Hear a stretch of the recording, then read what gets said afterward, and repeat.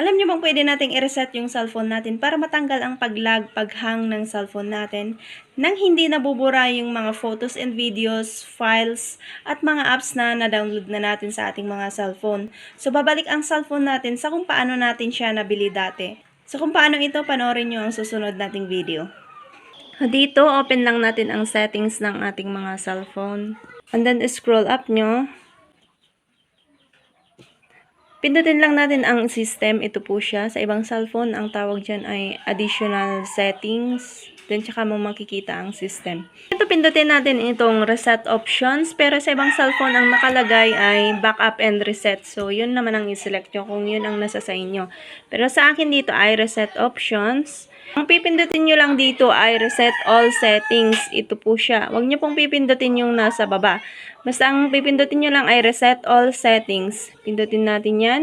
Then, pindutin natin itong reset all settings na nasa baba. Then, ilagay natin yung ating password kung meron tayong password. And then, dito pindutin natin itong reset all settings.